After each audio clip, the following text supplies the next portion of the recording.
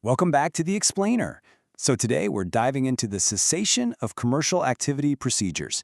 Basically, we're going to walk through the exact official playbook for closing down your business operations in Qatar, and crucially, how to do it without leaving any lingering tax liabilities behind. Let's get right into what actually happens when you hit the brakes on your operations.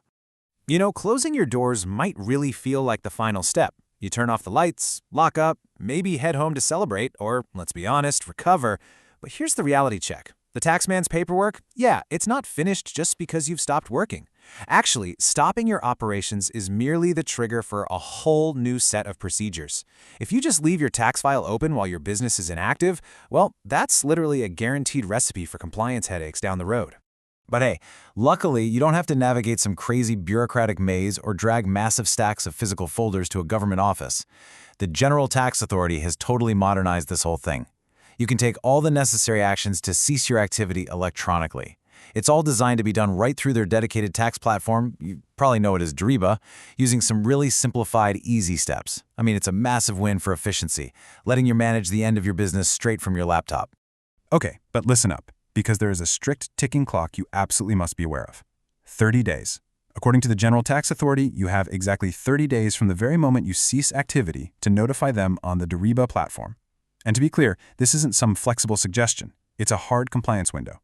Missing that 30-day mark could lead to some major complications with your deregistration. So figuring out your exact official date of cessation and setting a calendar reminder, that's got to be your vital first move. Now, here's a huge trap a lot of businesses fall into. The word cessation might not mean what you initially think it means. This 30-day notification rule applies to basically any major change in your operational status. Yes, obviously it applies if you're permanently closing up shop for good. But surprisingly, it also kicks in if you're just pausing temporarily or even if you're only shutting down a specific branch while keeping others totally open. It even applies if you're fully disposing of the business, like in a sale. In the eyes of the tax authority, every single one of these scenarios triggers that exact same 30-day requirement. And the General Tax Authority actually provides these really clear, accessible guidelines in both English and Arabic to make sure this streamlined process is universally easy for all taxpayers to follow. We're drawing directly from these official sources for this explainer today simply because they perfectly distill the legal requirements into actionable steps. It lays out exactly what the authority expects from you during a transition like this. All right, before we jump into the final deregistration checklist, there is one absolute, non-negotiable prerequisite. You've got to submit all your tax returns right up to your exact date of cessation, or the date you actually submit your notification on Dariba. You just can't request to close your account if you have outstanding unfiled returns from previous months or years. Your historical record has to be absolutely pristine. Basically, you have to square the past before you can cancel the future. Makes sense, right? So once your past returns are completely up to date and that essential groundwork is laid, you're ready for the main event. You need to systematically complete 4 essential sequential steps to successfully close out your account with the General Tax Authority.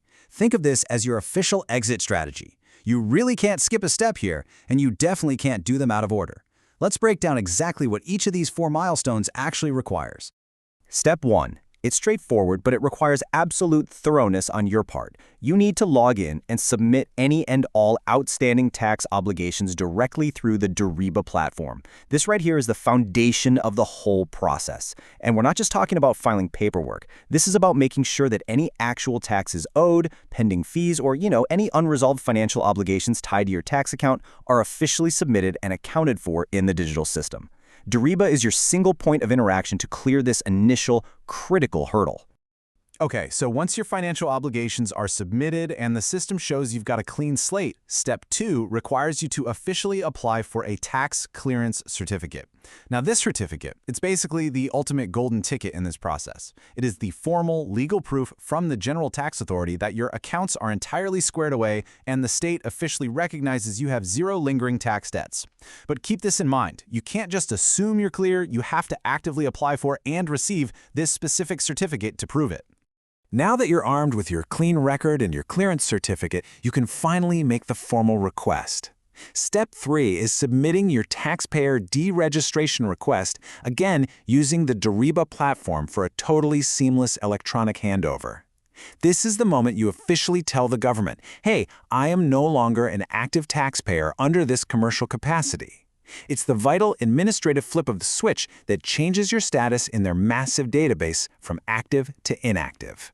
And finally, we arrive at step 4, the finish line.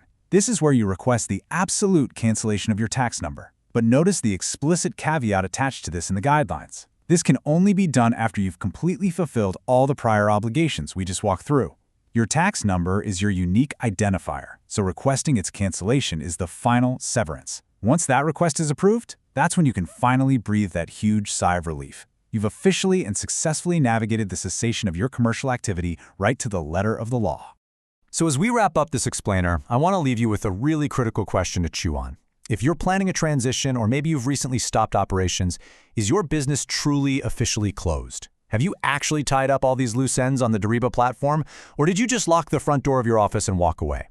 Remember, that 30-day window flies open the exact moment your activity changes. Don't let a simple, streamlined electronic process morph into a massive compliance nightmare just because of inaction.